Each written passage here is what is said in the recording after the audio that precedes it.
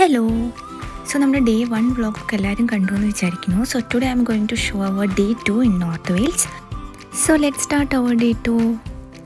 So നമ്മൾ day 2 start ചെയ്തത് ഈ ഒരു ബ്രിഡ്ജിൽ നിന്നായിരുന്നു. സോ എനിക്കിതിൻ്റെ പേര് കറക്റ്റായിട്ട് പ്രൊനൗൺസ് ചെയ്യാനായിട്ട് അറിയില്ല. So I will just write it down. You can just see in the screen. And ഈ ബ്രിഡ്ജിനെ കുറിച്ച് പറയാനാണെങ്കിൽ ഇതൊരു യുനെസ്കോ വേൾഡ് ഹെറിറ്റേജ് സൈറ്റാണ്. And it is also known as the stream in the sky. ഞങ്ങൾ ആക്ച്വലി വന്ന ടൈം കുറച്ച് നല്ല ടൈമായിരുന്നു. മോർണിംഗ് എന്ന് പറയാൻ പറ്റില്ല, ഒരു ആഫ്റ്റർനൂൺ അങ്ങനെ.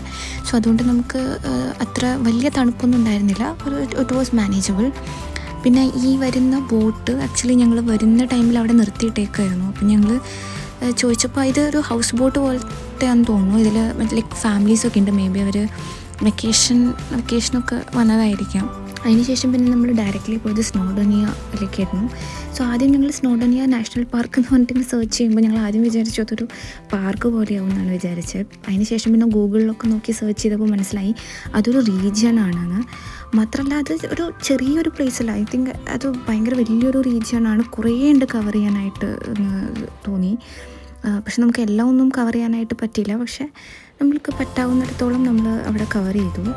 ഇത് ഞങ്ങൾ രണ്ടുപേരും കൂടിയിട്ടൊരു റീൽസ് എടുക്കാൻ നോക്കിയതായിരുന്നു. പക്ഷേ ആക്ച്വലി ക്ലൈമറ്റ് ഭയങ്കര കോൾഡായിരുന്നു. ഞങ്ങൾ ഫസ്റ്റ് ബ്രിഡ്ജ് കാണാൻ പോയപ്പം ക്ലൈമറ്റ് ഓക്കെ ആയിരുന്നു. പക്ഷേ അതിനുശേഷം ഇങ്ങോട്ട് വന്നപ്പം ഇത് മൗണ്ടനൊക്കെ ആയ കാരണമായിരിക്കാം ഭയങ്കര തണുപ്പായിരുന്നു. ഈ കാണുന്നതൊക്കെ സ്നോഡോണിയ റീജിയൻസ് ആണ്. ആക്ച്വലി ഇവിടെ നിന്ന് എവിടെ നോക്കിയാലും ഏതൊരു പോയിന്റിലേക്ക് നോക്കിയാലും നല്ല അടിപൊളി വ്യൂസാണ്. എസ്പെഷ്യലി ആ സ്കൈയും ആ ഒരു മൗണ്ടനും പിന്നെ അതിന് നടുക്കുള്ള ഒരു ചെറിയൊരു ലേക്ക് പോലെയൊക്കെ എല്ലാം കൂടെ വ്യൂസ് എല്ലാം അടിപൊളിയാണ്. പക്ഷെ നമുക്ക് എന്താ പ്രശ്നം എന്ന് വെച്ചാൽ നമ്മുടെ കയ്യിൽ അധികം ഡേയ്സ് ഇല്ലായിരുന്നു. നമ്മളൊരു ചെറിയ ഷോർട്ട് ട്രിപ്പായ കാരണം 2 ഡേയ്സിന് നമുക്ക് ഒരുപാടൊന്നും എക്സ്പ്ലോർ ചെയ്യാൻ പറ്റില്ല.